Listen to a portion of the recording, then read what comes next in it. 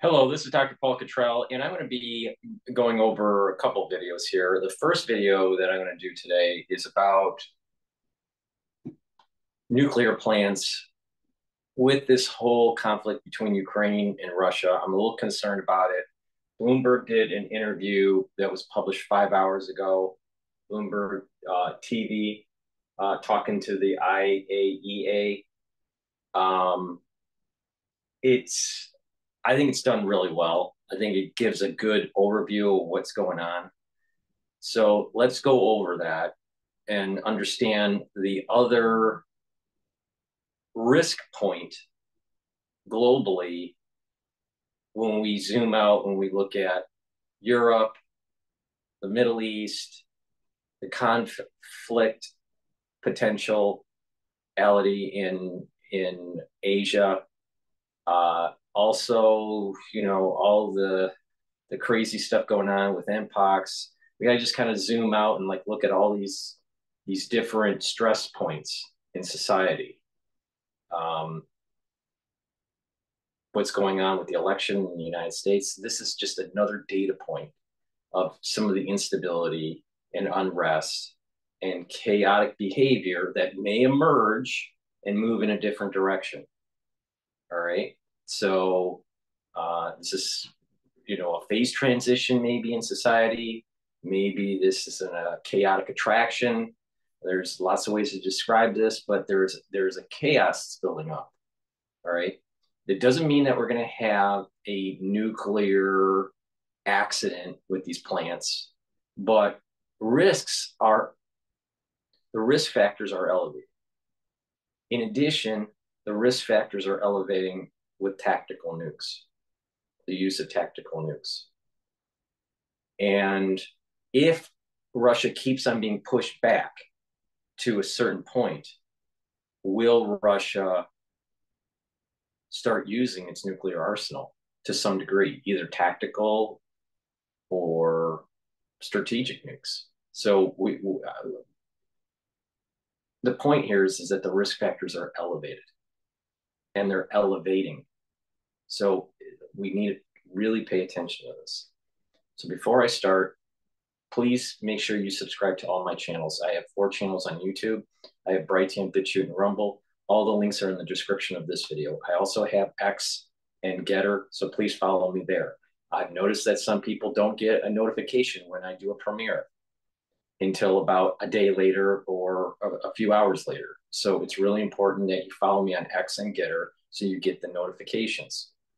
In addition, please help to support my work. I have thousands of videos that are for free to help to improve your health, learn about current events, give you my perspective on it. So I need your help by donating. You can donate on my website, the-studio-reykjavik.com. On the homepage at the very bottom, you can donate through Stripe, PayPal, or Buy Me a Coffee. You can also be a paid member to my Patreon channel that helps support my work. The higher tier leveled members on Patreon get some free access to my medical lectures. So please subscribe to Patreon. And if you're a higher tiered member, you're going to get some benefits and see my lectures on pulmonology and immunology. In addition, please go to my store, the-studio-reykjavik.com, and get the health supplements that I have and follow my protocols.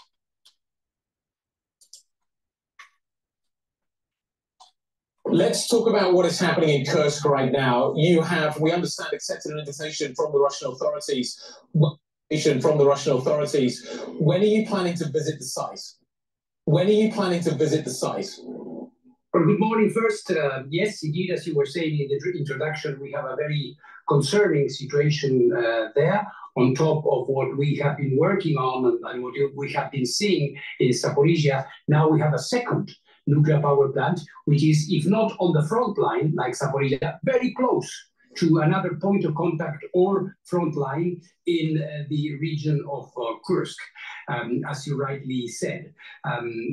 Since this advance of Ukrainian troops started and in the proximity of a nuclear power plant, the Russian authorities have been giving us some information, and my reaction to that was, as always, that the only way in which the IAEA can validate things, confirm things, is when we have an opportunity to independently assess what is happening. This is valid for Zaporizhia, this is valid for nuclear proliferation in Iran, or wherever the IAEA is. Hence, this dialogue led to an invitation to come, and we are working on the details. As you can imagine, visiting a combat zone is not like a normal business trip. So we are working on a number of logistical and security details that are necessary in order to make this possible within the next few days. What do you expect to accomplish on this trip? What do you expect to find on this trip? Could you give me a sense of what this plant looks like, how it's laid out, how protected it is? I understand that there's a concrete dome over the reactor, etc. This is a very peculiar facility. You have there 6 nuclear reactors. You have 2 which are being decommissioned, so they are not working and they are being dismantled, if I can put it like that. There are 2 which are operating. First, important key information. This is not like Zaporizhia. I want to break this down a little bit. Okay, so in the occupied zone, for lack of a better term, by the Russians, we have a nuclear power plant. So it's on the for Ukraine, it's like the southern area, southeastern area. It's more southern than eastern. Zaporizhzhia nuclear power plant. Of course, I'm sure I'm butchering the pronunciation. Then there's this Kursk power plant. Now this is in Russia proper, with the Ukraine forces moving into the Kursk region.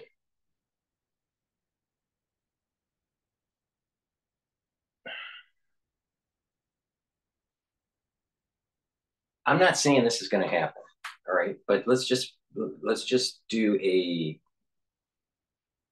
simulation, a mental simulation. If the Ukrainian forces do something on accident or on purpose that leads to a nuclear fallout, some sort of nuclear release of radiation, it will push Russia to go to the international community to stop, and that this would be a war crime, and that if the international community doesn't help with stopping the leak and stopping the incursion, because you're now talking about a power plant in Russia proper, not just in the disputed area of Ukraine and Russia.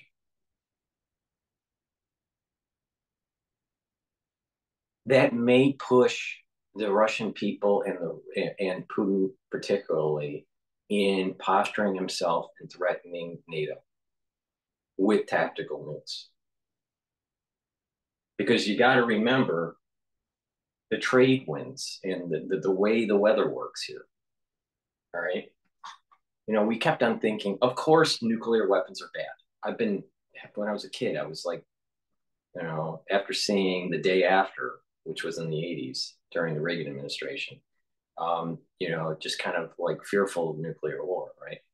But I'm against nuclear, even nuclear power, not just nuclear weapons, because it's not safe. If something does happen, it's catastrophic. It can't be fixed. If a black swan happens, there's radiation. You can't clean it up. Even if there is no explosion at a plant or release of radiation into the water supply or waterways or whatever, just decommissioning it It's a toxic waste dump. What do you do with the material that's going to be radioactive for thousands of years? In some cases, tens of thousands of years. So it's not safe, because if something does happen, it's catastrophic. And even if something doesn't happen, what do you do with the waste? Because these nuclear power plants create waste. We don't have a good means of converting radioactive material into useful products. All right. This is why coal burning plants are way better for energy production than nuclear power. All right. Yes, you have a very high energy density in nuclear power. And yes, an accident is rare. But if the accidents happen, or you're in a war and someone takes advantage of the plant to be able to position themselves better on the battlefield, or accidentally do something in the war, it's catastrophic. Here we have a potentiality of a Chernobyl kind of thing happen. Now, is it 90% chance of it happening? No, at least not yet. But it's probably a 20, 30% chance, depending on what the hell is going on over there. So there's a lot of nuclear power plants in Ukraine, but there's a lot of nuclear power plants in Russia. So the probability of something going wrong on accident or on purpose is starting to elevate. All right. So, just keep in mind, now we're talking about not just nuclear plants in Ukraine or in the disputed area of Ukraine, but also in Russia proper.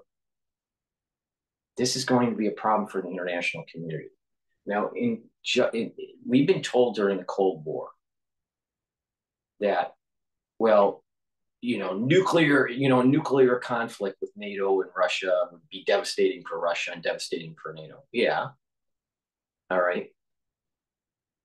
And that if you have enough missiles on both sides destroy each other. All right. That's possible.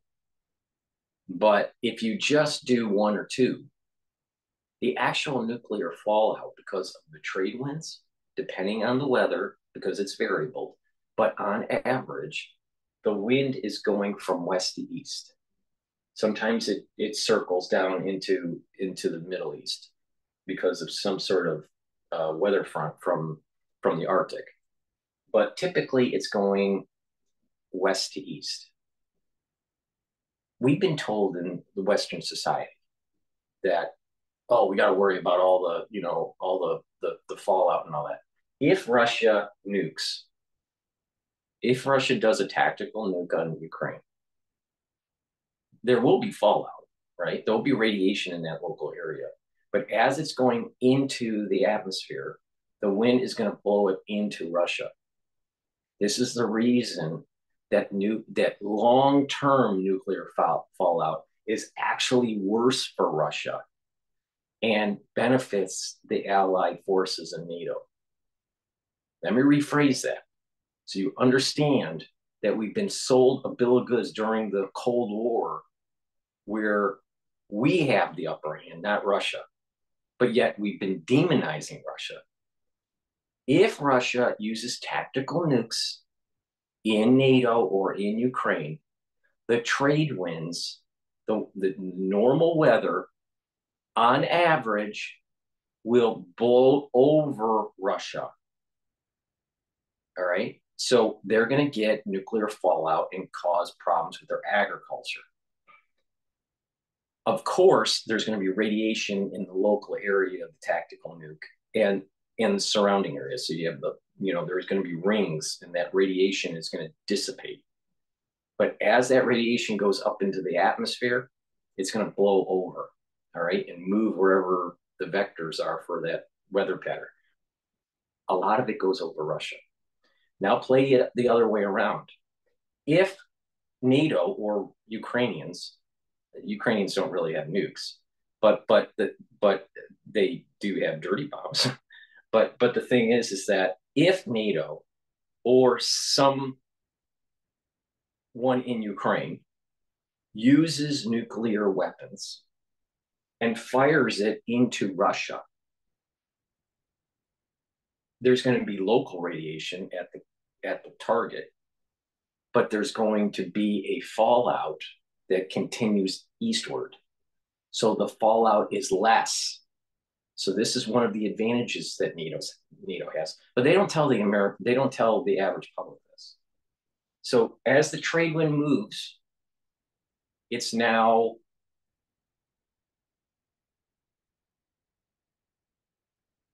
causing damage to the land in Russia, causing damage to the land in India, causing damage to the land in China, and goes into Alaska and causes damage in the tundra for Canada. Now, depending on if there's a northern front in the weather, then you may have dissipated radiation in the northern states in the United States. So it's not just tactical. The point here is it's not just tactical nukes in a local region where there's conflict. It's also the wind patterns on how the fallout happens and what the yields they are using for the tactical nukes. The lower the yield, the less of a spread for radiation that this is going to happen. The higher the yield, the more. All right. That's just at the tactical nuke level. If one of these power plants blow up, and it's one of these power plants that are hot and not in cold shutdown, we're talking about a serious problem. So the data point that we need to look at is what happened with Chernobyl back in the 80s, and regions, not just in the Ukrainian region, but there were Russians and other countries that had a nuclear fallout because of the trade wind, because of the wind coming over. So this is an important feature that people need to pay attention to.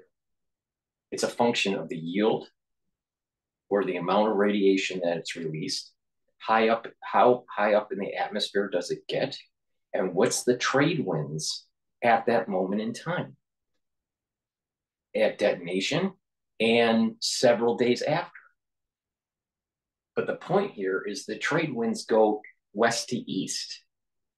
That means that Russia gets most of the fallout.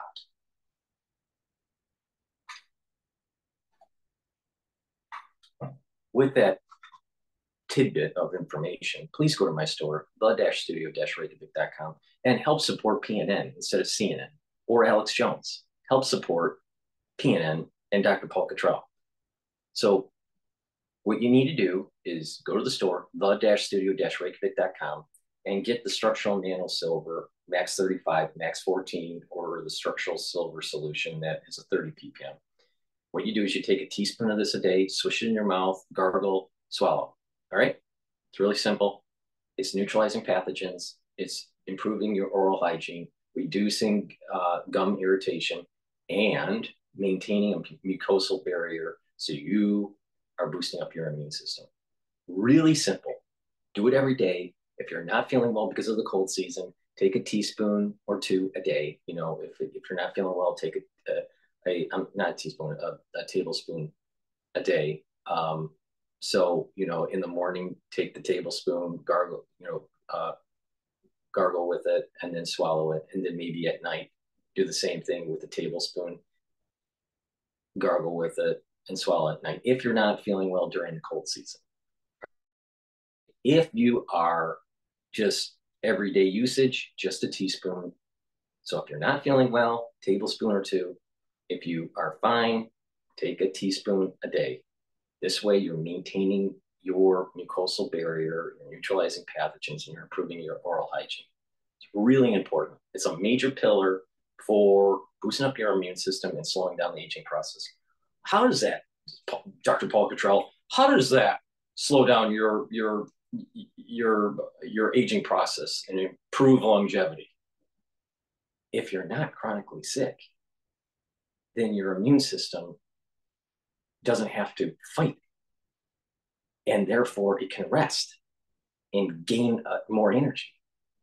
It's really simple, all right? People that are chronically sick, they age faster. That's a very simple observation, all right? When you get sick, just with the common cold, it takes you weeks to recover. Just because you feel better doesn't mean that your tissue has fully recovered. And it takes weeks to recover. The more severe the infection during the cold season, the longer it will take to recover. As you get older, it's harder to recover. So it adds to the stress of the cells and the aging and yada, yada. So it's so important to boost up your immune system. It's very simple. It's a simple observation. People that are sick 2 or 3 times a year are literally a quarter of the year are healing their body.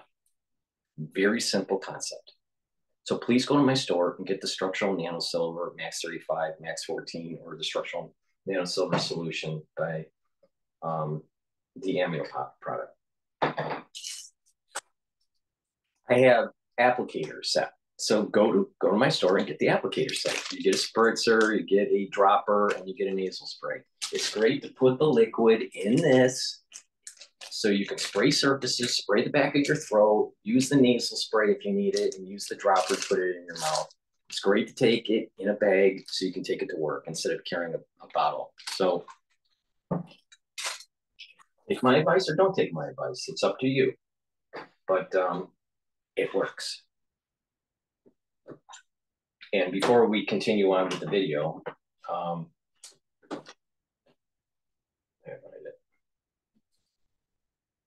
please go to my store and get the ashwagandha root. This helps to control your blood glucose levels, and it will reduce that inflammatory response in your vascular system, because in the United States, and probably even in Europe, there are people that have too high of a glucose level, all right? Diabetes runs rampant. People's diets are high in, carbohydrates, and just the glucose just is through the roof, all right? You need to control that, all right? And if you have too much glucose in your vascular system, you're going to age faster. It causes stress. So you want to control that with the ashwagandha. It's synergistic with turmeric. Turmeric will bring down inflammation. So by taking turmeric and ashwagandha together, what will happen is that you're going to be bringing down that inflammation, and you're going to help your immune system, and you're helping your vascular system. You're controlling the high glucose levels. Another way to control the glucose levels is watch what you eat. Be cognizant of the sugar content that you're eating. Reduce, if not eliminate, the sugar content. All right. The less sugar, the better. All right. That doesn't mean that you go into no carb diet, but stay away from sugary foods. That's a no-no. All right. 1, it's terrible for your teeth, and 2, it's really bad for your cardiovascular system. And you have tissues over time that won't respond to insulin. So you end up getting type 2 diabetes if you have a high sugar content all the time. So it's really important to control that. Trust me, some of the biggest diseases in the United States are preventable. Diabetes, heart disease. Those are 2 big ones that are preventable if you just change your lifestyle. So please go to my store and get the ashwagandha root. Controls your blood glucose levels, brings down that inflammatory response, improves your vascular system. And when you're bringing down that inflammation in your body, your immune system is better. Because you don't want chronic inflammation. It speeds up your aging process, and it weakens your immune system. Basically what we call cold shutdown. So these are hot nuclear reactors, which means that in case something, God forbid, happened, there would be a very serious situation. And then we have two other plants which are being constructed. So you have the whole, I would say, spectrum of possibilities regarding a nuclear power plant. And the other important element that I want to signal is that the operating units are of a type called RBMK in the Russian terminology, which are similar to the nuclear power plants that you may remember from the Chernobyl, which means that they do not have a protecting dome around them, so just the normal roof, which means that the reactor's core is pretty exposed. And when you add up this fact to the issue that you have advancing troops, objectively speaking, within artillery range, then this, of course, is a source of enormous concern to me and for the agency. So when you ask me what I want to accomplish, first of all, is to check things on the ground, to see what the situation is. We will be having, of course, conversations with not only the nuclear experts. I suppose there will be security or military people who will be able to give me their own assessment. We have to make our own assessment of the emergency preparedness and response preparations that this facility has. So it's an enormous task ahead of us, not an easy one, but this is exactly what we need to do, go where problem is. Well, Rafael, let's take that piece by piece and start with the safety concerns outside of the military risk itself. What does those safety, that emergency preparedness you just referred to, actually look like? If we're talking about this kind of exposure, what kind of safety measures might we need to be putting into place? Well, we need to, of course, this is an evolving situation, right? So we do not have, and this is an active combat zone. Let me remind the audience again about this. So it's a situation that is changing by the hour. And this, of course, means what I mean by this is the distance or the capabilities that are being deployed there, which means that we need to know what is the situation, for example, regarding the external power supply. You know, the external power supply is essential to ensure the cooling function of I repeat, operating nuclear power plant, which requires constant influx of electricity in order to ensure the cooling function, lest you have a meltdown of the reactors. We need to understand in the current circumstances how is the supply chain working. You know, a nuclear power plant, like any other big industrial site, is in constant need of equipment, things that come and go. And as you have seen, and I'm just simply mentioning, open source information that is available, there are some bridges that have been either blown up or destroyed. So I need to understand exactly well how isolated or otherwise this nuclear power plant is at the moment. So the only way to do that is to go there, to have a conversation with the local government and with the Russian federal government.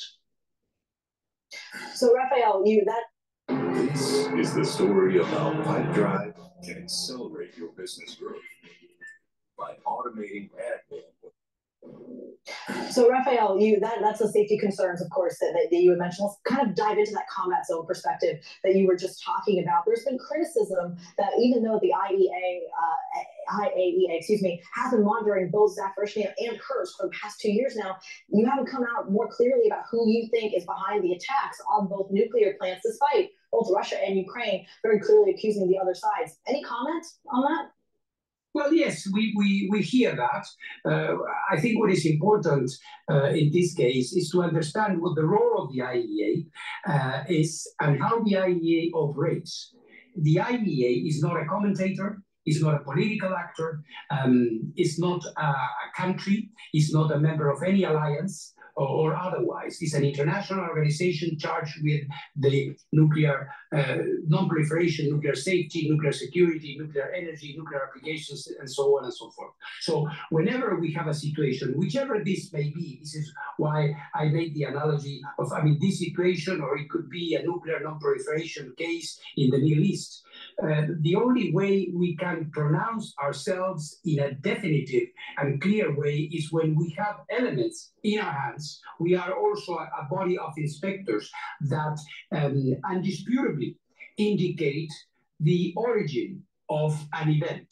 If I don't have these elements, I can describe the issue. I can even go as far as saying how we think this occurred, but we cannot get into speculations of why, or the motivations, or the reasons, and so on and so forth. For this, you have the U.S. Security Council, you have many other things. This being said, if we had undisputable, irrefutable evidence pointing to a source for an event, we would say it. What I have been saying, and I've said it in front of the United Nations Security Council, is that whoever is behind this must stop. An operating nuclear power plant cannot be, should never be a military target.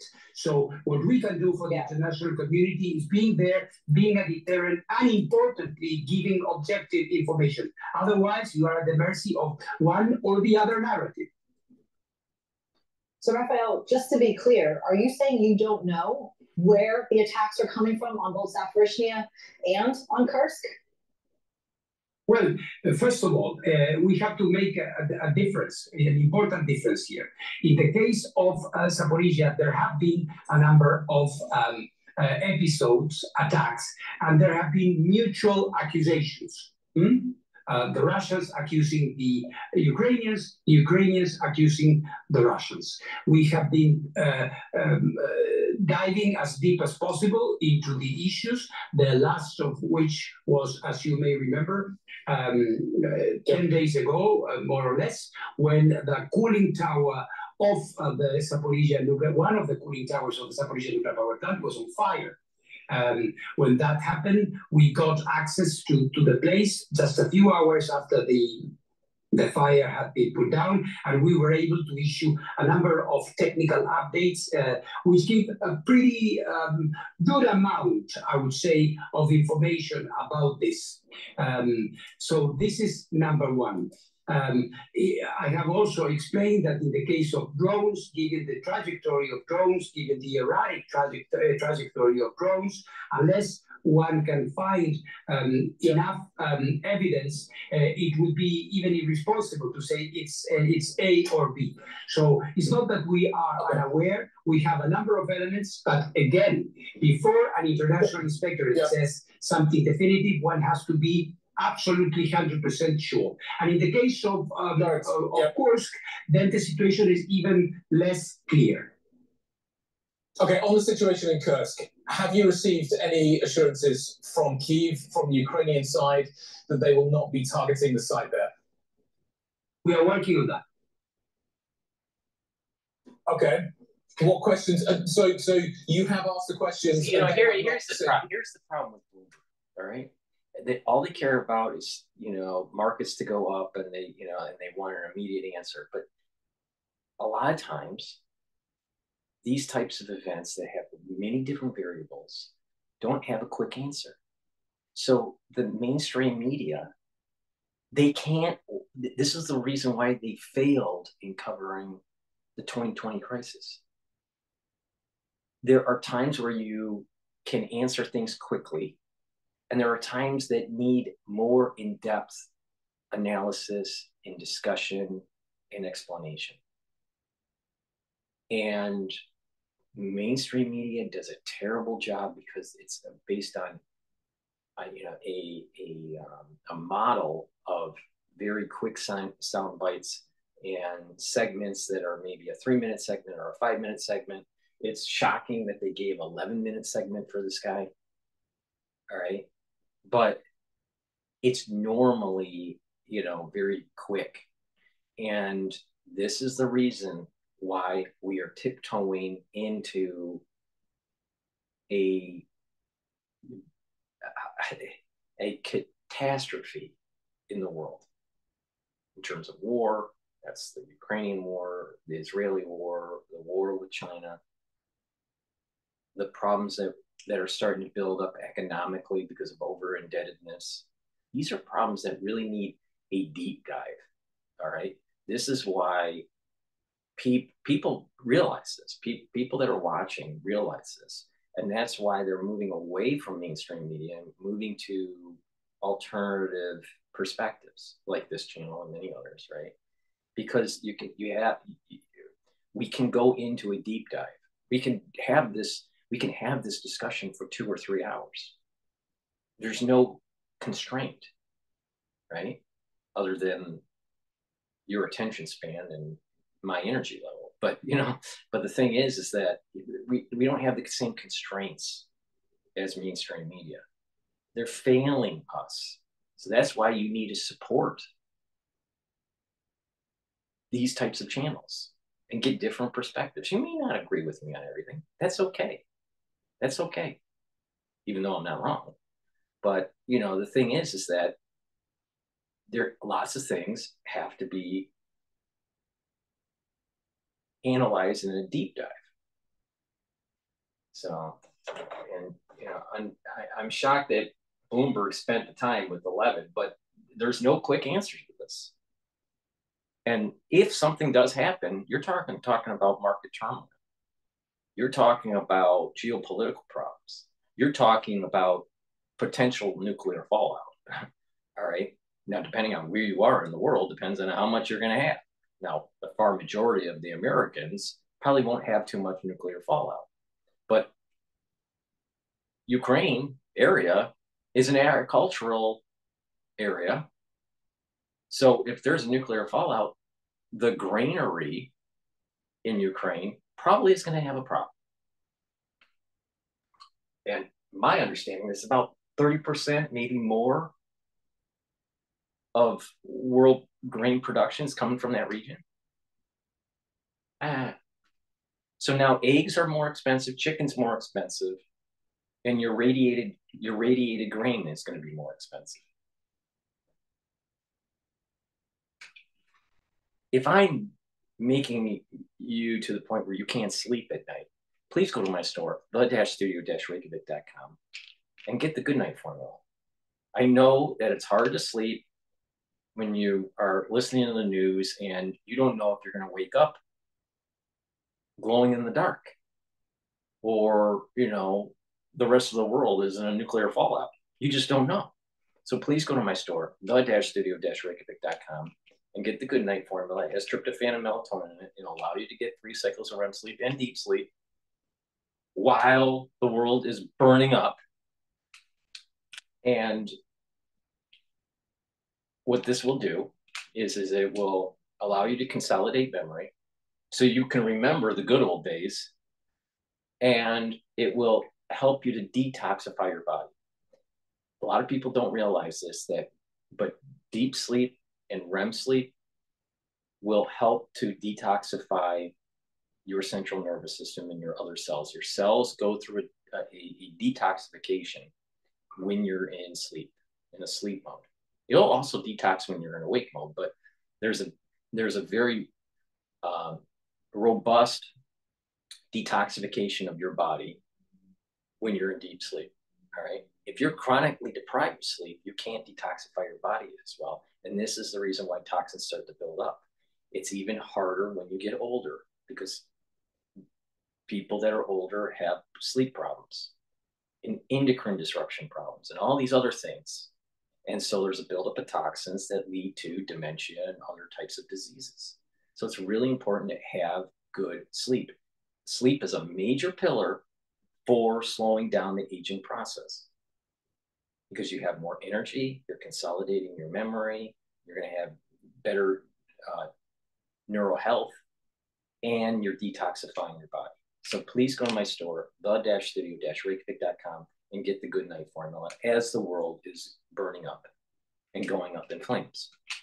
Because it's hard to It's hard to concentrate when everything is happening. So if you have brain fog and you're having problems concentrating, take the clarity factor. Really important. It'll get rid of that brain fog. It'll allow you to concentrate at work or in school. If you're retired and you're not working and you're not in school, well, what you can do is still take this. This maintains those neural connections. How? By getting those neurons firing, keeping those dendritic connections active. And when you do all these other things that I tell you, like proper sleep and taking C60 and improving your mitochondrial health, you're going to actually have better neurogenesis. Taking CoQ10, all right? Taking all these things that I tell you, like ubiquinol and C60 and resveratrol, and they're synergistic for health, but not just overall health, but neural health. So please go to my store and get the clarity factor and stack it like I'm telling you. Vitamin C, really important while we go into the cold season. Trust me on this. Trust me on this. It'll boost up your immune system and improve your skin. Drink it with filtered water. If you don't drink filtered water, you're an idiot.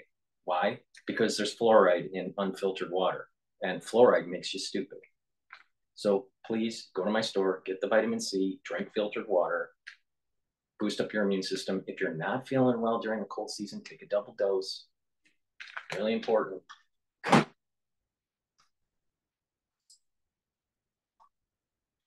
Asking, as you can imagine, Guy, we're asking all sorts of questions. So I have to go, and this is a very delicate okay, but the specific question, sorry, Director General, the specific question is to the Ukrainian authorities, given the extreme situation and the lack of protection that the site in Kursk has, are you getting any assurances from the Ukrainian authorities, who have obviously a lot of invested interest here, after they not target this site? Yeah. After my visit to Kursk and to Russia, the following week I will be in Kiev. I will be hopefully talking to President Zelensky. See, the Bloomberg journalist just wants an answer because everything's so, quick and easy, and everything is, this is complex. The bottom line is the IAEA doesn't really have control of the situation. Will they ever have control of the situation? Most likely not. And we have a president that's not being a president right now. I don't know who's running the ship.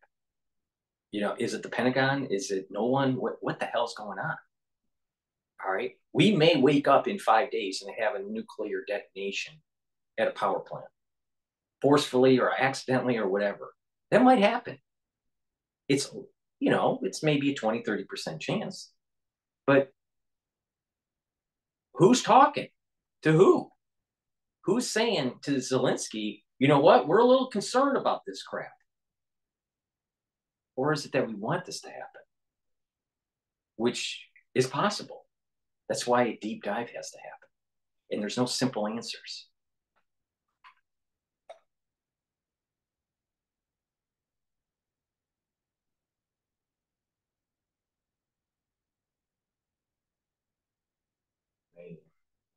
I'll tell you, I feel that the world is just spinning out of control.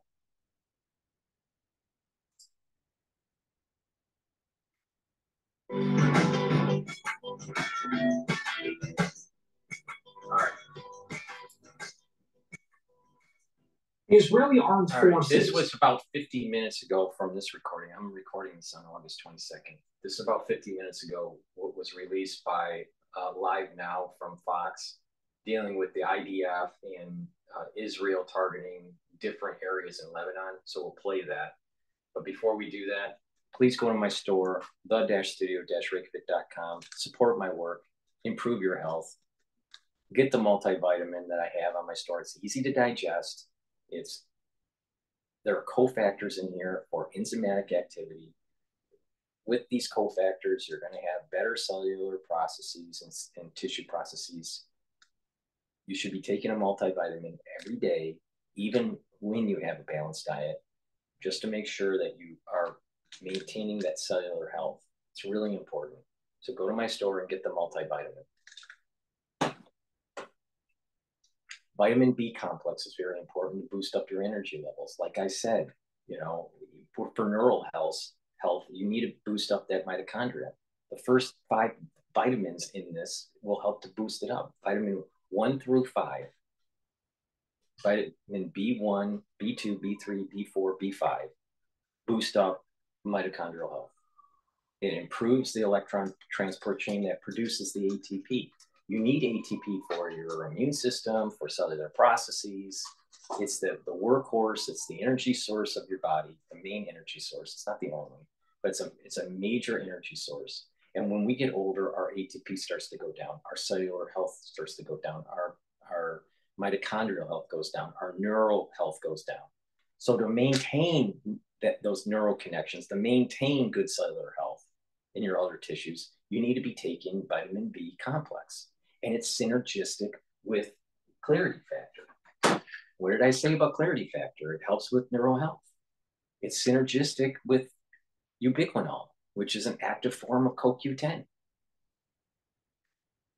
If you pay attention to me and stack this, you are going to really skyrocket your health and really improve and get back to homeostasis. Because most likely, if you haven't been trying to improve your health, it's pretty poor because of diet and lack of exercise and all this stuff, right?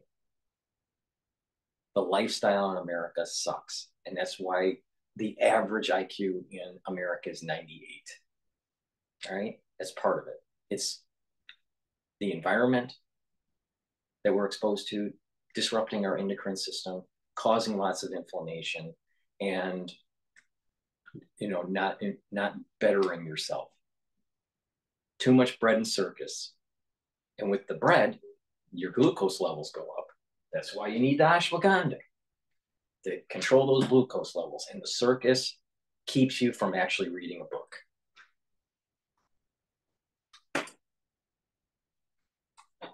It targeted Hezbollah terror targets in about a dozen different areas of southern Lebanon, including weapons storage facilities, military structures, and a launcher used to carry out attacks on northern Israel.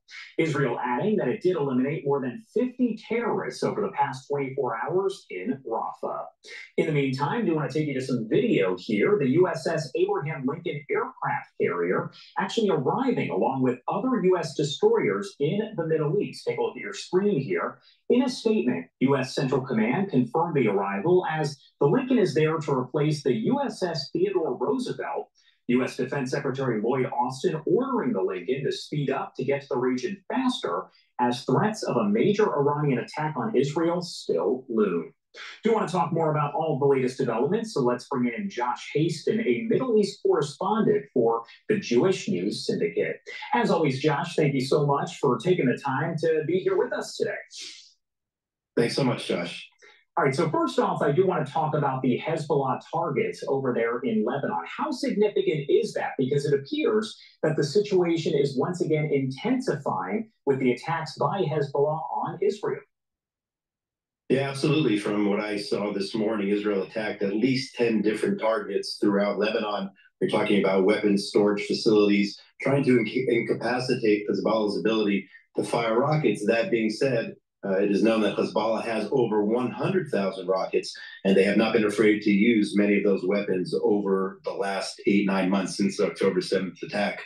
So the situation very tense on the northern border. And what we're seeing now is we're seeing Hezbollah firing more rockets at one time. In other words, where they used to fire maybe 5-10 rockets, this past week, we've seen different attacks, salvos of rockets coming in. We're talking about 40-50 rockets at once. A lot of them are actually hitting in the central and southern Golan. So they're moving a little bit further southern, a little bit further south there in Israel. So there definitely is major concern. You have to remember, 80,000 Israelis are not currently in their homes who live along the northern border. Situation is not sustainable. We'll have to see what happens in the days and weeks ahead.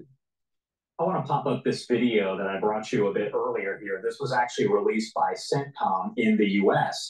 And we know that the USS Abraham Lincoln aircraft carrier and those other destroyers did arrive in the Middle East. So does it make the people of Israel feel any safer, better protected from an Iranian attack? So first things first, we definitely value the friendship that we have, the unbreakable bond between the United States and the state of Israel. And it is somewhat reassuring to see these different major military vessels heading over this way. That being said, I really hope that these vessels are here to help Israel in targeting Iran if that's necessary, if Iran launches a strike, or perhaps Israel will preempt a strike. I hope they're not here to send the wrong message to Israel, and that is, well, since we've done so much, I'm talking about the Biden administration, therefore Israel should not either retaliate or take the initiative of launching a strike if that is necessary. We've been waiting now for several weeks. Iran continues. As of Sunday night, the Iranian foreign minister said that Iran would in fact respond militarily when the time they saw fit was. So we're anticipating it could happen at any minute. I really hope that the Biden administration is fully on board on this, as they were in April. Let's give credit where credit is due in terms of shooting down over 300 rockets, missiles, and drones, which were launched at the state of Israel by Iran. So it has happened before. It can happen again. And let's hope that the administration is doing the right thing by bringing these ships to this region in order to help Israel defend itself if necessary. It's been what's very important. I've been doing these videos about Taiwan and China. Taiwan's naval fleet is growing. Our naval fleet we're trying to build ships, but we can't build them fast enough because, one, we don't have enough shipyards. Two, there's not a desire by Congress to actually improve the fleet adequately. And we have these systems for these boats that are so technological and so expensive that I'm not sure if they're as robust for a long naval battle with China. Now, there may be AI and drone technology underwater and above that may mitigate this power imbalance between the number of ships between China and the United States. That's left to be seen. There are some technologies that are being developed to perhaps be in the U.S. favor for the naval fleet. But, if you just look at just ships, the number of ships, we are falling behind in naval projection of power in the Asian theater. The problem is that because of the things that are happening in the Middle East, the fleet, the carrier strike groups are spread thin. They have to move into place for a potential outbreak in the Middle East. Now, there's a benefit to that, and there's a drawback. One, you have less strike groups in the Asian theater, just in case that China decides to attack Taiwan. But by having carrier strike groups in the Middle East, you can cut off the oil supply that Iran is providing China. So there's kind of, on one hand, it's a benefit, on the other hand, it's not. The problem here is that what's happening in the Middle East may affect what's happening in Asia. And I've been saying this for a long time here. All right. So unfortunately, and honestly, I think Live Now does a pretty good job in trying to cover what's going on in the world in general. But again, there are these nodal points that are connected, and there's contagions that might happen that lead to further global conflict. That's really important to pay attention to. All right. It's not just what's going on in the Middle East or what's going on in Asia or what's going on in Ukraine. They're all connected. They're all connected. It's an ecosystem that's all connected.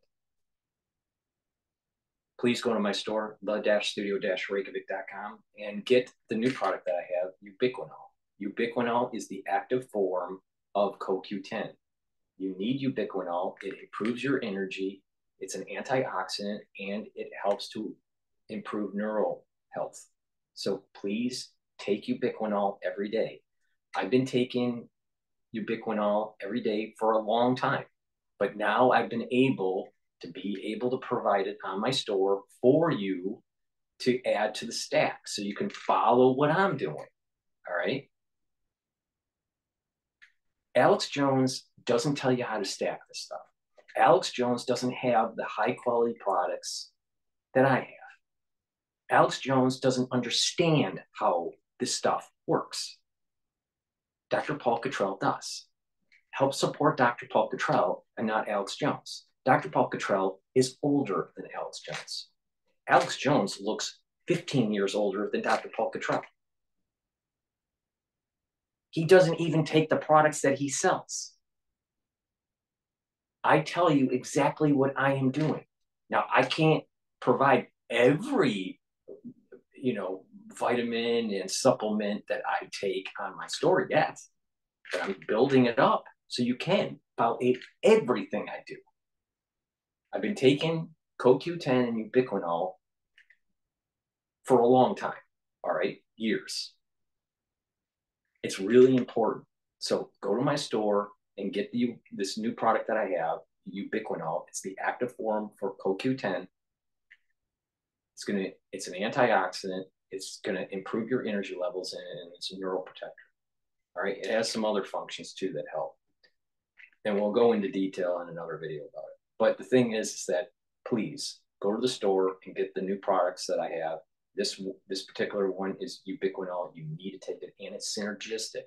Remember when I was saying that it's about improving mitochondrial health and antioxidants, right? It's synergistic with C60 and resveratrol. When you take these things together, you're attacking the biochemistry in different ways, and it's improving it. That's how your body works, actually. So go to my store and get the resveratrol. It helps to get rid of senescent cells. Those are cells that build up toxins. They stop dividing because the telomeres are too short.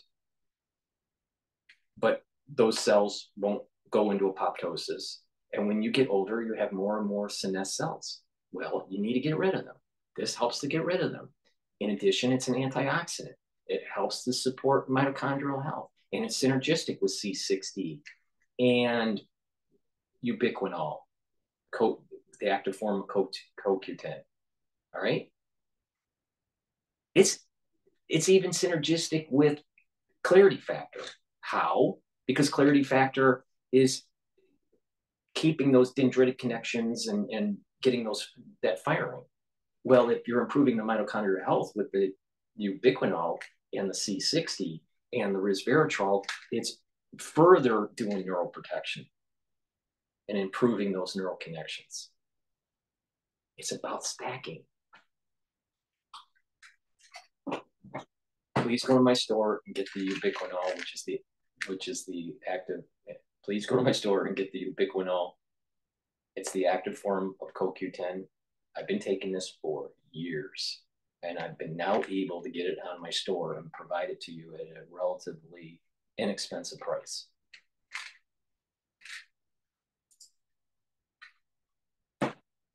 Since that assassination of Ismail Haniyeh, the leader of Hamas, which Israel has not taken responsibility for in any way, but Iran did come out immediately and say that they would launch a major attack in retaliation against Israel. As more time passes, does it become less likely that an attack will happen, or is it still kind of imminent?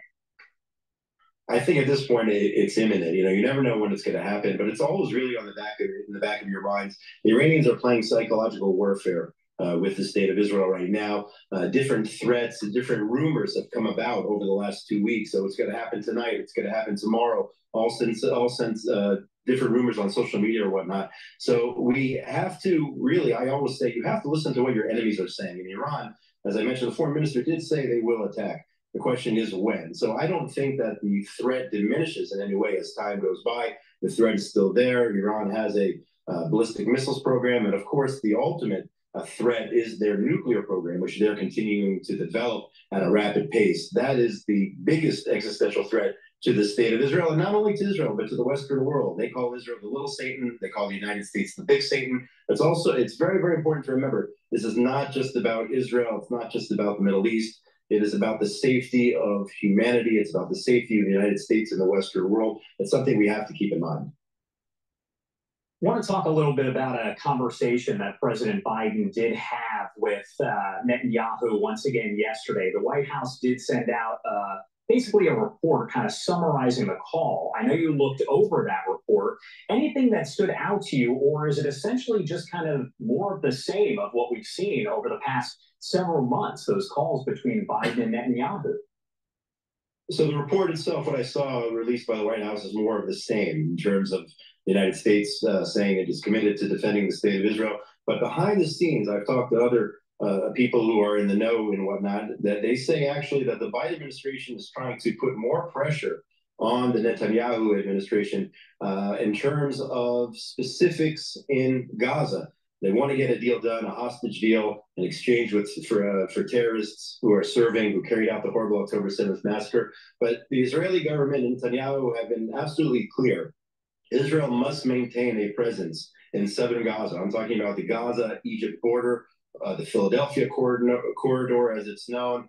We're talking about an 8-9 mile wide area there, which is safeguarding, preventing more of the weapon smuggling coming from Egypt to Gaza, which we've seen. Israel last week destroyed 50 tunnels. I think a total of 100, 150 tunnels coming from Egypt into Gaza. We can't have that continue. And also, there's another corridor called the Netzarim corridor, which is in central Gaza. The Prime Minister Netanyahu, he has made it clear that we cannot allow weapons from southern Gaza move up into northern Gaza, perhaps originating in Egypt, but that cannot happen. So right now, the Netanyahu government is saying, yes, of course, we want a ceasefire. We want the hostages to be returned to us.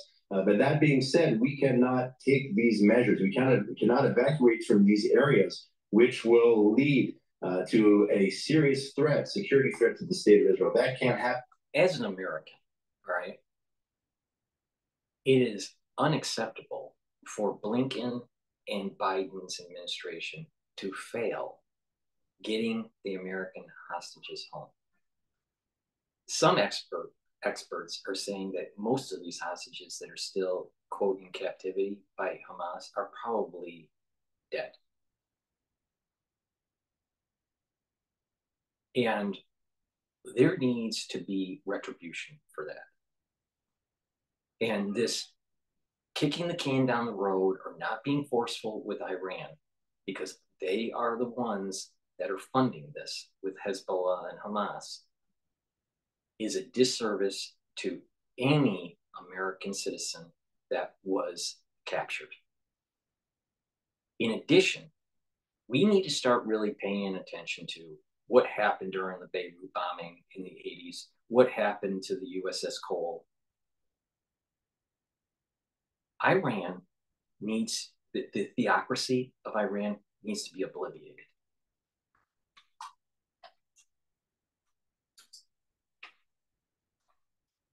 We have to maintain an Israeli presence in those areas. Is it even possible for a deal to be reached as the talks do continue over in Cairo? We know that Hamas has said it rejects the deal that was put forward. According to Secretary of State Antony Blinken, Israel, for the most part, has said we're okay with the basically deal that is put before us. So is it even possible for a deal to be reached between Israel and Hamas as they do meet again over in Cairo? I think it'll be very difficult because, number one, as you mentioned, Hamas rejected every deal until now, and Hamas continues to change the terms of the deal as we carry on. So they're certainly playing games here. And, you know, with Hamas doing what they're doing, and let's remember, they are a terrorist organization. Just last Sunday in Tel Aviv, Hamas took responsibility for a failed suicide bombing attempt in the midst of negotiations. So this shows you exactly who they are, where they are, what they're about. They cannot be trusted as far as you can throw them. So Hamas, you know, negotiating with them, will it lead to anything meaningful? I think it's very unlikely. I think all parties have optimism, but yet in the back of their minds, they know who we're dealing with here. They know we're dealing with a barbaric terrorist organization who carried out the October 7th massacre, who tried another suicide bombing for the first time in a while in Tel Aviv this past Sunday. So we can't count on them in any way, shape, or form. And yeah, of course, we want the hostages back, but it looks like Israel's going to have to do it militarily. And I do not have high hopes for these negotiations. My last question here before I let you go. We have been covering extensively the Democratic National Convention over in Chicago, and pretty much on a daily basis here, we have seen some very intense protests that are Gaza war protests. But I do want to ask, is that concerning to Israel to see this many protesters here who are outside of the DNC protesting against Israel and just kind of making their voices heard? Is that concerning about the U.S.-Israel relationship when Israel takes a look at that? I don't think it's too concerning. This is a fringe element. We know that the vast majority of the American people side with the state of Israel. That is absolutely certain. There's no doubt in my mind about that. And if you look at these protesters outside the DNC, if you saw what they were doing yesterday, they weren't just burning the Israeli flag, they were burning the American flag. Okay, so they are on the... Nothing pisses me off more than people in the United States that have freedoms and a stable economy and the ability to pursue their happiness. And of course, there's problems in the United States. No country's perfect, but nothing pisses me off more than when someone disrespects the American flag. That is unacceptable. Absolutely fucking unacceptable.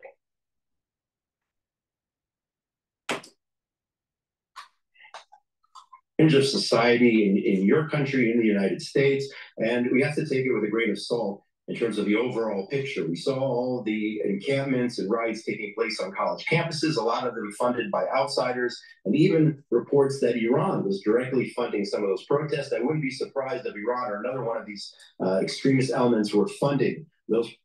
You have sovereignty funds funding some of these schools and protests. You have George Soros and his open society BS funding these protests.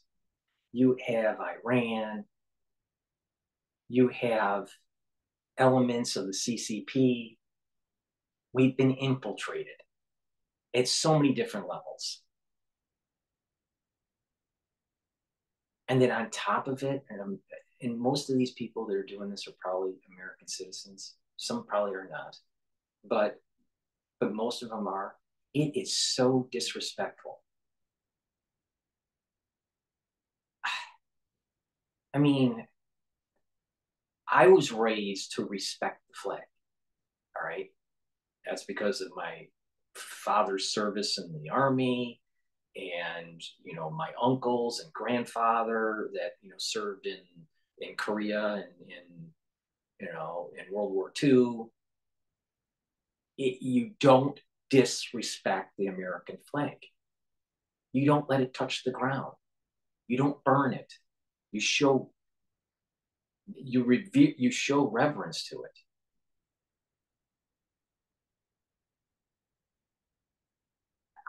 This is why I say it's about God, country, and family. And the Democratic Party is against God, country, and family.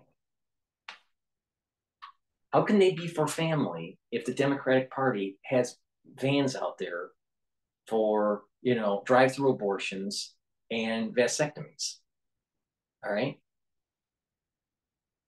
Promoting abortions and vasectomies. How's that pro-family? It's not. When you're demonizing people of religious faith, that's not pro-God.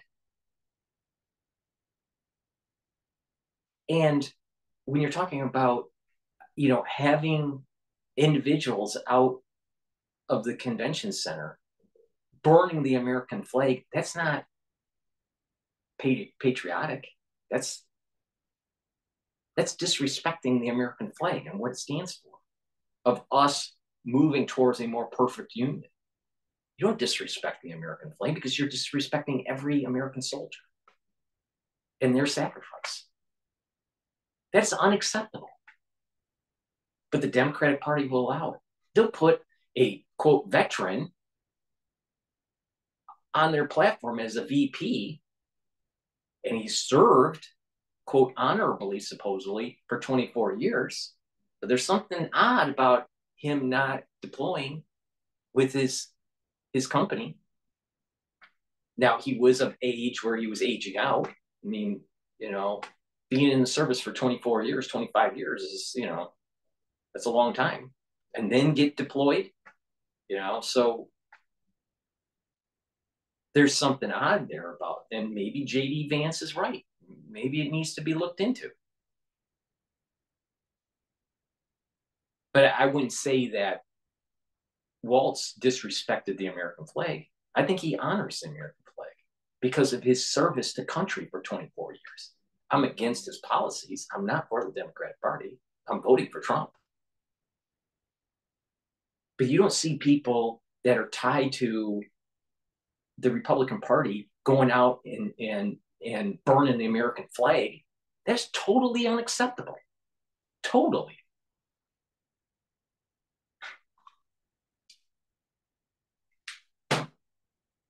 It doesn't matter what your opinion is with the Israeli conflict in this regards.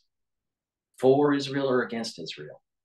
When you have citizens burning the American flag, that is a problem. That is a major problem. And patriots need to step up and stop that activity from happening and protect that flag.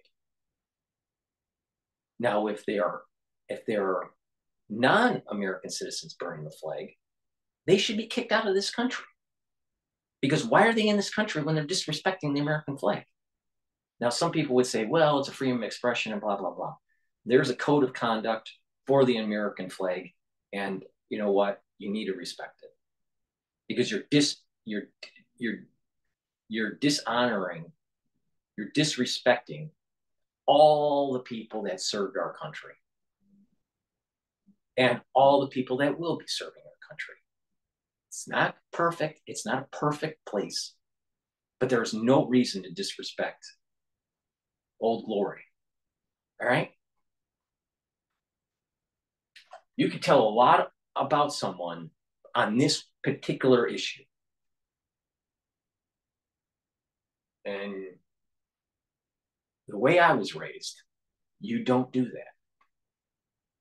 You know, a lot of people, you know, they've lost God, country, and family. It's sad. That's all we need to make this country better is those three components. The Democratic Party is trying to put a wedge in that. And the key is to pull apart family. It's sad. It's sad. I get so irritated by it. I get so irritated it affects my gut biome. Please go to my store, the-studio-reykjavik.com, and get my probiotic. It's a powder. You mix it with your food or with water. It's a great probiotic. I take it every day. I also have a form that's in VeggieCap for the ones that don't want to take the powder. So please go to my store and get the probiotics. Why is that important? A good gut biome is going to allow you to have better metabolism, better energy absorption, better communication between your gut and your liver health will improve, and your mental health will improve. Depression is correlated to gut health. In addition, poor gut health causes inflammation. By having inflammation, your barrier, your mucosal lining barrier is poor, and diseases can start. Chronic inflammation of the gut can lead to cancers. Chronic inflammation of the gut can lead to pathogens getting into your lymphatic system or in your bloodstream. And it causes leaky gut and allergies and all these other problems with leaky gut syndrome. So that's why you need a good gut biome. So please go to my store and get the probiotics that I have. I have it in a powdered form and I also have it in a veggie cap form. Please go to my store, the-studio-reykjavik.com, so you don't have an inflamed gut. And by the way, if you see someone burning the American flag, push back, because guess what? That's what an American does. You don't let that flag touch the ground, and you don't let someone burn it.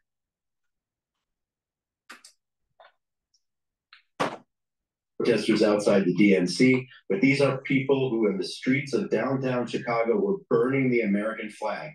It's not just about Israel. They're burning the American flag, and that just says a lot about who they really are. It really does. All right, Josh Haston, thank you so much for taking the time to join us here and kind of break down the latest developments there out of the Middle East. Anything else you want to add about any of this before I let you go? Yeah, I'm just going to say, in terms of the Iranian threat right now, again, it's in the back of everyone's mind. But that being said, if you're not on the war front down in southern Israel, and by the way, Israel's having a lot of success right now. I just heard that we destroyed the Rafah battalion of Hamas. Defense Minister Gallant reported that late last night. So that is happening there.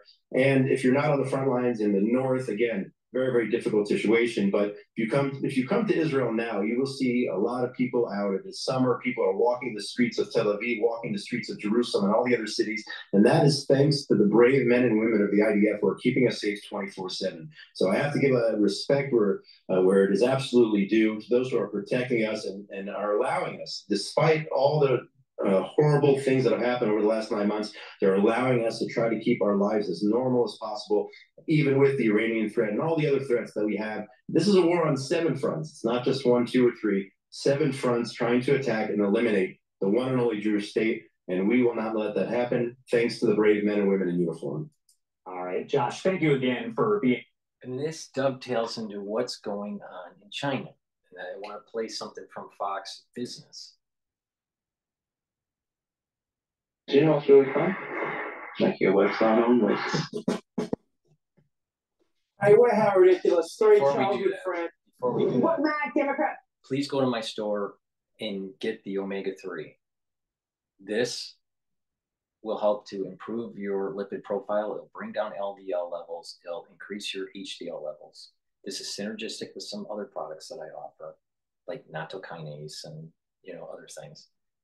But omega-3 is also important in preventing your red blood cells from sticking too much. In the post-crisis of 2020, people have clotting issues.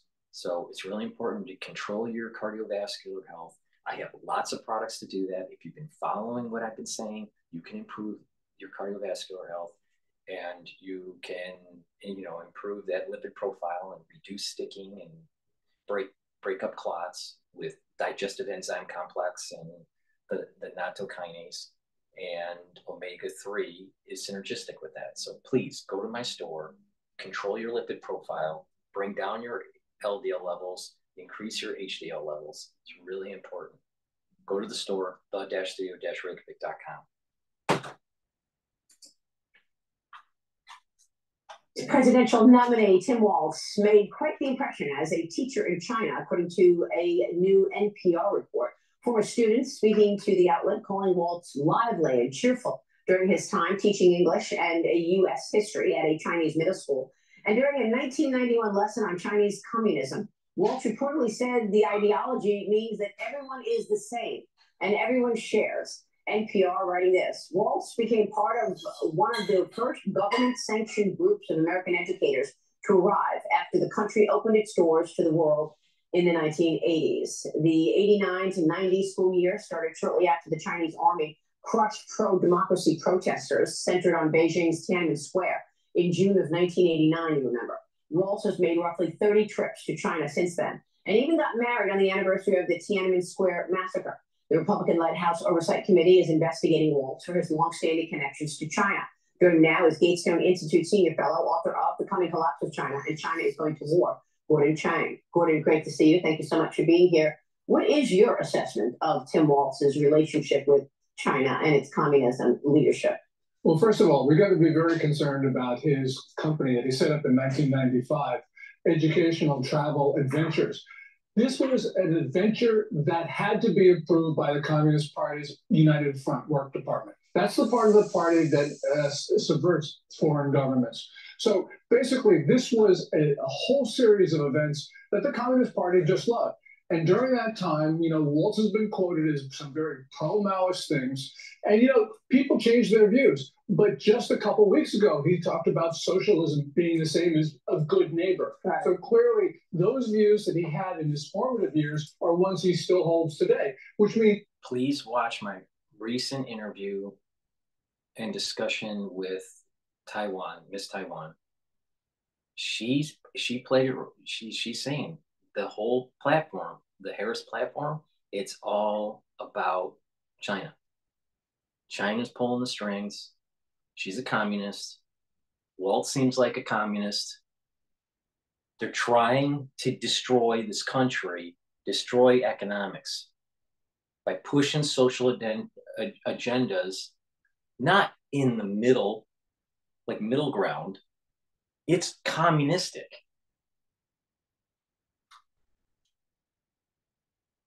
Now, what's shocking is how he spent so much time in the service and he has this mentality, because most people that spend time in the service, especially that long, are Republican.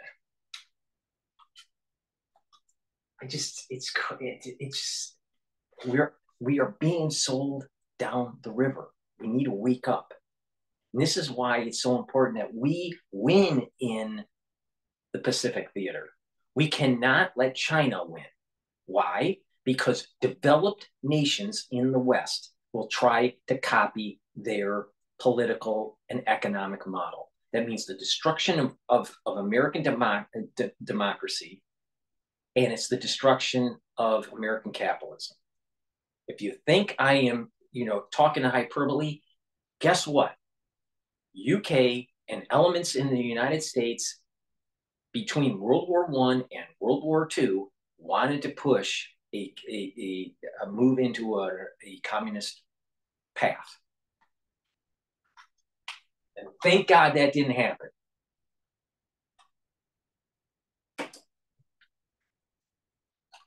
He shouldn't be one heartbeat away from the Oval Office. I'm wondering if this piece about U.S. firms warning against unprecedented Hong Kong cyber rules is evidence that Hong Kong can no longer be differentiated from communist China. The American companies this morning are warning that proposed cyber regulation could grant its government unprecedented access to their computers, a threat to tech giants operating in the region, Gordon. As you know, you've talked about this so much. The legislation in Hong Kong would allow authorities to connect equipment to private firms' computer systems and install programs on them. Hong Kong officials claim the legislation is aimed at protecting against cyber attacks, but critics say government surveillance powers would become overly broad and harm tech investments in Hong Kong. I mean, Wall Street has to admit at this point that they've been struggling to maintain this fiction that Hong Kong remains independent after the CCP went in there and took over. And not only that, it certainly is not. Wall Street has been paying for the buildup of the military of the CCP, of the PLA. China's military was bought and paid for by Wall Street because there were stupid people putting money in investment funds for that increase in yield in China. And this was happening during the Obama administration. Why? Because the fucking hot money that the Federal Reserve created right after Lehman, and that whole TARP program and that whole quantitative easing, 1, 2, 3, 4 by Bernanke was all under Obama. So that hot money went to Wall Street and that money went to China. Barack Obama built up the military in China. That's what fucking happened. And then now you have a bunch of fucking socialists that are burning the American flag in Chicago.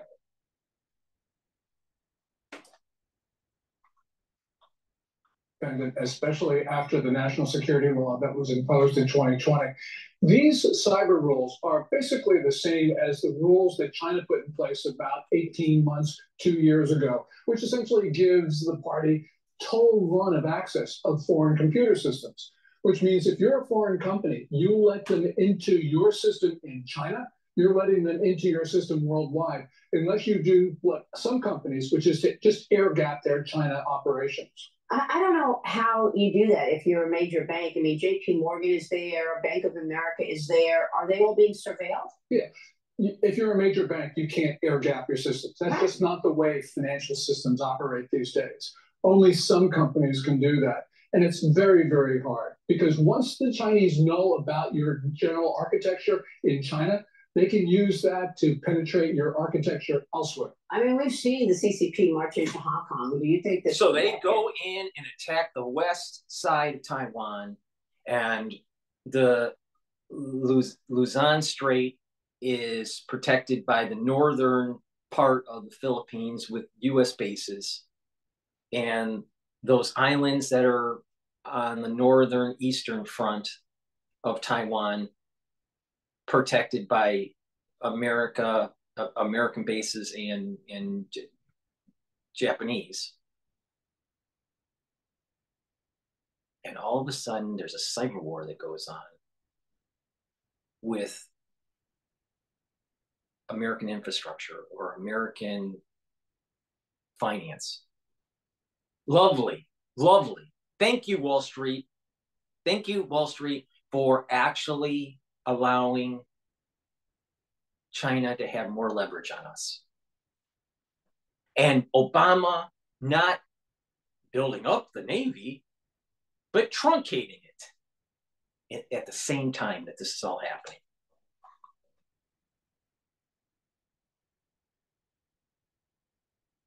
And Obama wants you to think, give hope a chance.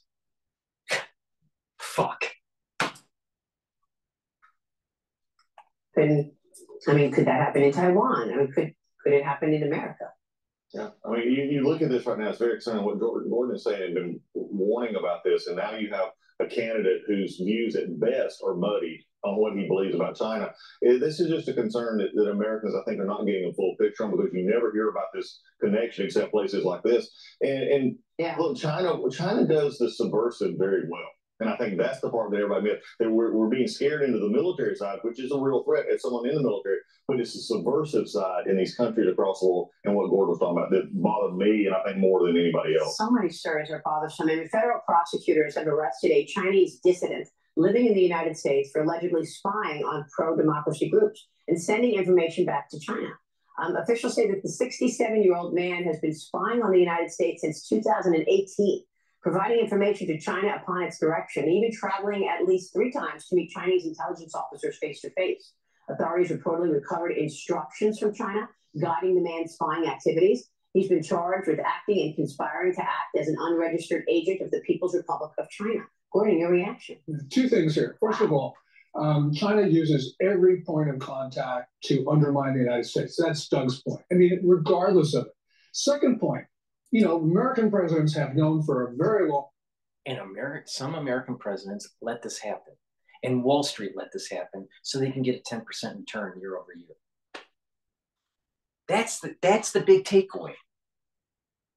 When Lehman happened, and there was hot money created by the Federal Reserve, a lot of it went overseas.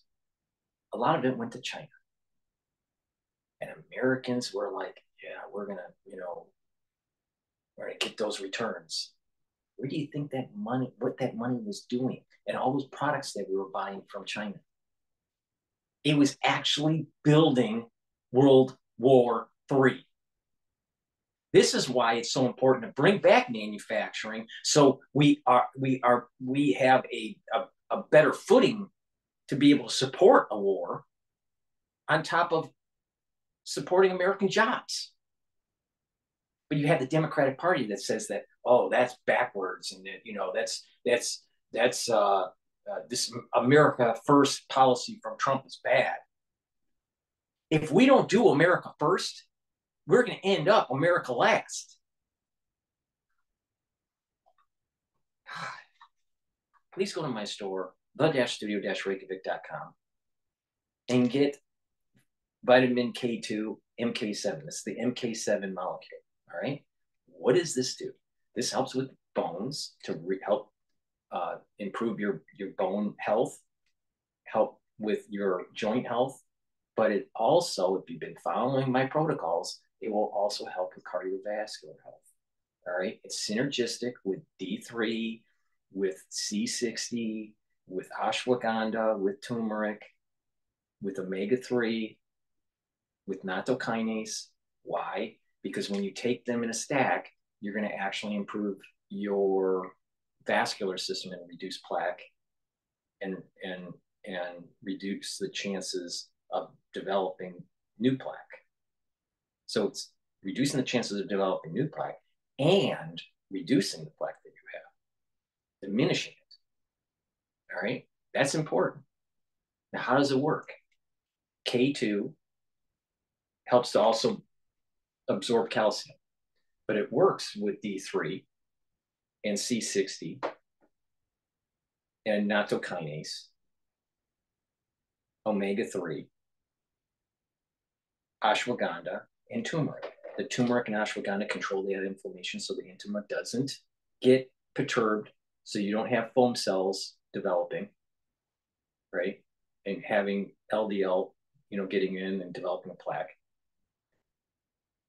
In addition, the nattokinase will help to bring down the LDL levels and increase your HDL levels.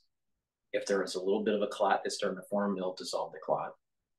The omega-3 also brings down the LDL levels and brings up your HDL levels, reduces the red blood cells from sticking. And the C60 is a strong antioxidant, so it's reducing the chances of oxidized LDL. These all work together to reduce the plaque and reduce the chances of getting new plaques. So go to my store and get the vitamin K2. This is the MK7 version, right? This is very important for your bone health and for your cardiovascular health, if you've been following what I've been saying for the protocol. So please go to my store, the-studio-reykjavik.com. And like I said, it's synergistic with D3. D3 helps to absorb calcium. It improves the absorption of calcium when you take K2. Synergistic stack. It's a gene expression cofactor. Helps with expressing genes for proper cellular function. In addition, if your cells need to go through apoptosis, D3 helps them to go through apoptosis. And so your body can get rid of those cells, especially if they're infected. So if you have something that infects the cell that shuts down your innate immune system, preventing it from going into apoptosis, guess what? Take D3 and it'll help to go into apoptosis to mitigate that problem, which is something I was saying about 2,000 or 3,000 times throughout the crisis in 2020.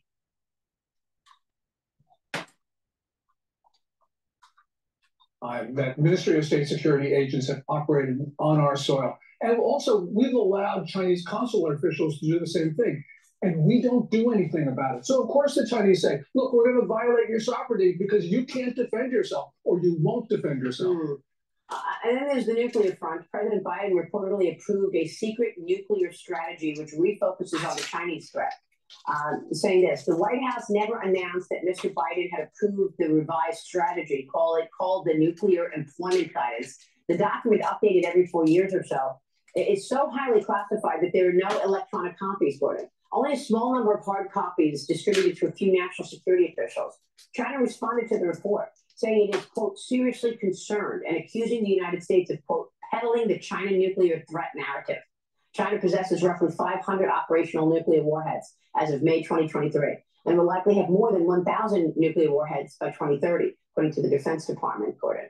Yeah, and China probably will have... If we start to have nuclear war, it's going to get really hot.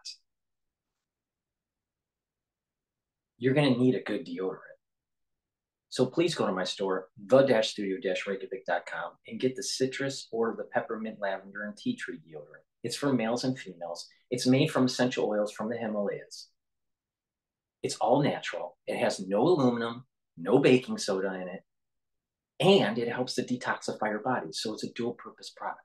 Go to the store, get a couple bars of this, Get the citrus or peppermint, lavender, and tea tree deodorants for your household.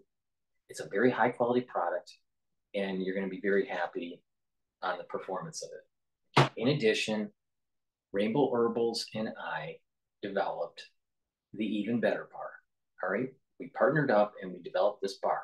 It's an all-purpose skin care bar. You can apply it on your skin every day. You'll notice that your skin is smoother, softer, and it has a little bit of a glow to it. It will eliminate itching from a bug bite, like a mosquito bite. It will help to heal wounds, cuts, abrasions, minor burns. It'll heal it quicker. You can apply it on psoriasis and eczema and mitigate that issue. You can put it on acne and help to heal the acne. You can put it on a muscle ache, and it'll either eliminate the muscle ache or radically diminish it in about 60 seconds to 120 seconds. If you have a bug bite and it's itching, it'll eliminate the itching in about 30 seconds or 60 seconds. It's a very high quality product. So please go to the store and get this. It's an all utility type, skincare bar. So please go to the store and get the Even Better Bar. It's very high quality, made from essential oils from the Himalayas. I have C60, very strong antioxidant that is synergistic with the stacking, like I've been saying, for many different reasons. C60 is an extremely strong antioxidant. It's in an oil. You can get it in extra virgin olive oil, coconut oil, an MCT coconut oil, or the avocado oil. All right. Why is it in an oil? C60 is a molecule that's 60 carbons that helps to absorb, neutralize these free radicals that cause damage to your cell. So they're neutralizing the free radicals. It's a very strong antioxidant, but you need to dissolve it in a lipid, in an oil. So this is why it's in different types of oils. Now, some people prefer the taste of different ones or whatever. All right. But the thing is that I have it in extra virgin olive oil, avocado oil, or MCT coconut oil. All right. Go to the store and get the C60. I have it in a 2 ounce, a 4 ounce, and an 8 ounce configuration.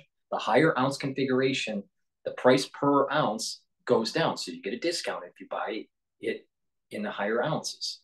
So please go to the store and get the C60. It will soak up those free radicals. And when you're soaking up those free radicals, your cells have less stress. They can heal. In addition, it also helps to boost up the mitochondrial health. And so you have more ATP, so you have more energy. And so the cell works better. Your endocrine system works better. Your tissues work better. Your organs work better. Your neurons fire better. You have better memory. It's synergistic. You should take this every day. Take a teaspoon of it every day. When you take a teaspoon of it every day, you'll start to notice in a very short amount of time that your body is healing and your body is functioning better. Because you're getting rid of all this endocrine disruption crap because of our environment. And you'll notice that you're aging slower. It's synergistic with a lot of other stuff, like the ubiquinol and the resveratrol and the clarity factor and the NAD+. So please go to my store, the-studio-reykjavik.com, and get the C60. It's a very strong antioxidant. Take a teaspoon of it a day, and it'll soak up those free radicals. If you take it on an empty stomach, you get better absorption of C60. And if you work out, take it before you work out, and it will improve your recovery time. So please go to my store and get the C60. Something like, some people say about 7,000 by about the middle of next decade. We just don't know. But the point is, this is one of the fastest nuclear buildups that we have seen. Also, China is threatening to use this. They always say, look, if you come to the defense of Taiwan, we're going to nuke you first. So what we are doing is reacting. This nuclear employment guidance is stunning because remember, you go back to 2022, Biden's nuclear security posture review. This was basically a review where he was going to ditch decades-long American policy on protecting our allies.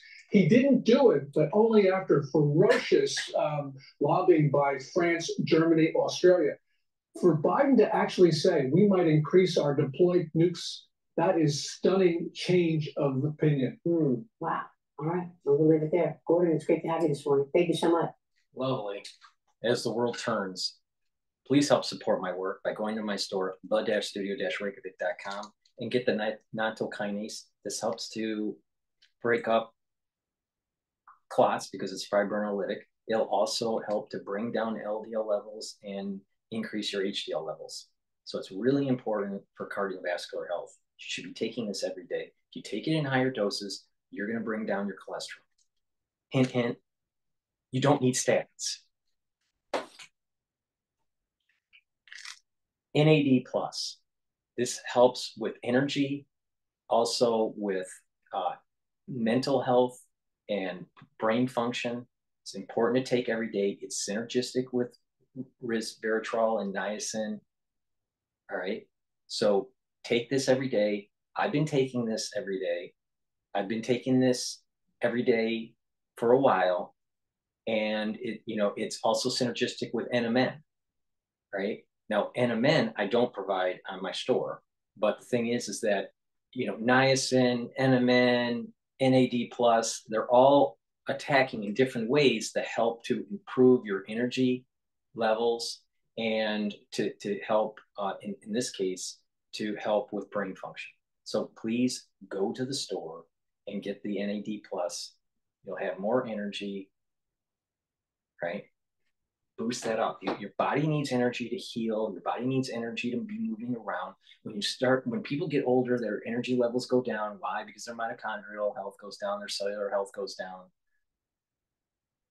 And then all of a sudden they start to atrophy.